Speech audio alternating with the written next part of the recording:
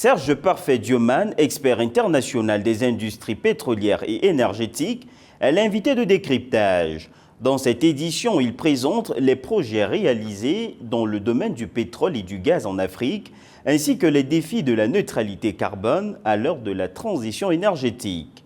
Serge Parfait-Dioman, bienvenue sur Africa 24.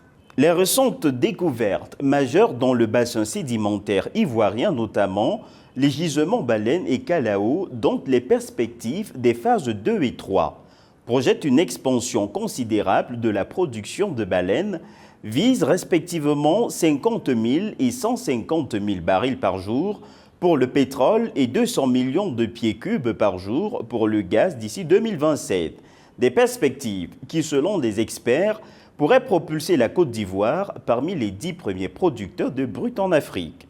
Bon, déjà, c'est très intéressant de saluer la vision proactive du chef de l'État ivoirien qui s'est donné pour ambition de hisser son pays, la Côte d'Ivoire, du rang de producteur mineur d'or noir au rang de producteur émergent.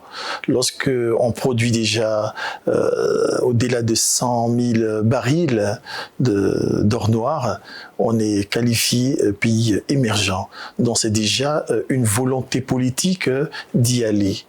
Et donc c'est un environnement qui est favorable déjà à la Côte d'Ivoire, qui affirme et assume ainsi ses ambitions d'être un hub énergétique de référence pour la sous-région, qui affirme aussi ses ambitions de pouvoir assurer son autosuffisance énergétique et sa souveraineté énergétique. Ce sont des éléments qui sont assez importants et qui montrent un leadership assez volontaire pour continuer à faire de l'or noir une ressource de référence dans le développement socio-économique, développement humain de la Côte d'Ivoire. Concernant le gaz naturel, quels sont les défis majeurs dont ce secteur a relevé selon vous et comment tirer le maximum de profit de l'exploitation des différentes découvertes au bénéfice des populations ivoiriennes ? Bon, concernant le gaz naturel, il faut comprendre que c'est une matière dont les défis sont comme à presque tous les pays. Notamment aujourd'hui, le premier défi qu'on peut voir, ce serait le défi de l'accès au gaz naturel. C'est pas que le gaz naturel est fini, mais aujourd'hui, il faut aller de plus en plus loin en mer.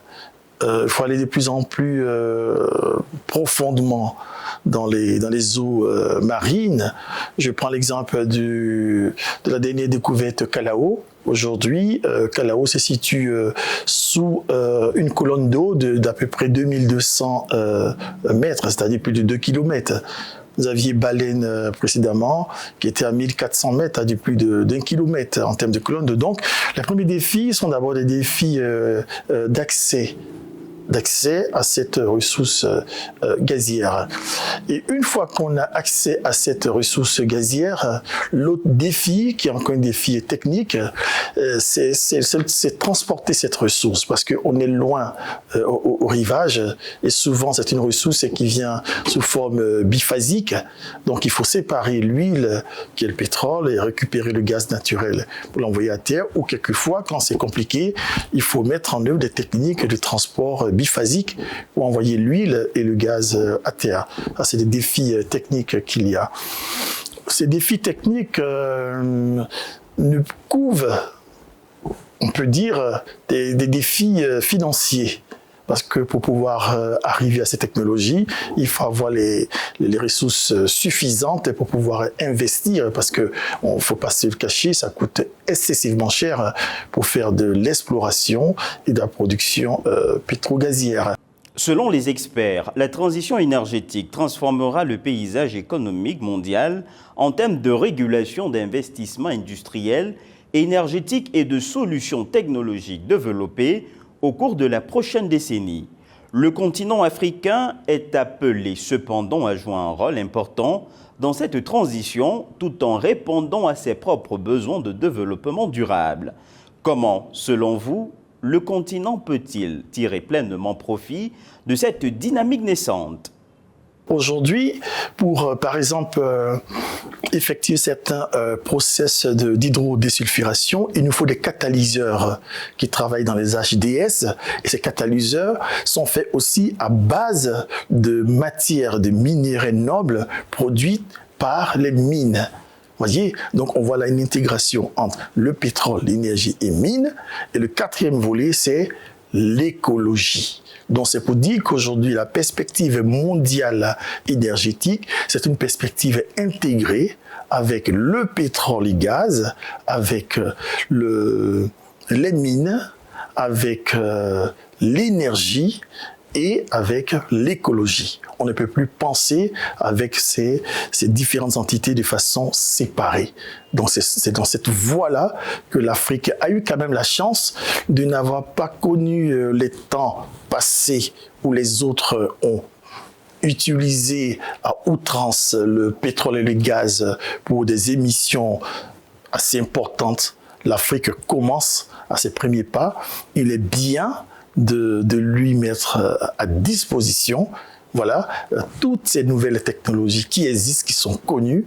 Aujourd'hui, capturer du CO2, c'est faisable, mais ça coûte extrêmement cher. Donnons les moyens aux Africains, ils le feront. Quel rôle peuvent jouer les institutions financières dans l'accélération de la transition vers une économie verte en Afrique dans le but de bâtir des économies résilientes et sobres en carbone? Voilà la première des choses, comme je dis, c'est une trajectoire qui est budgétivore, hein. Faut le dire, ça coûte extrêmement cher aujourd'hui. Donc, ces institutions financières, c'est la première des choses, c'est d'abord la ressource humaine. Il faut donner les moyens aux Africains de se former en Afrique et aussi hors d'Afrique pour découvrir les technologies nouvelles, les trajectoires nouvelles que suivent les autres. C'est d'abord investir dans l'humain en créant des écoles de pétrole et gaz, des écoles d'écologie, mais intégrées. Mines, énergie, pétrole, écologie intégrée.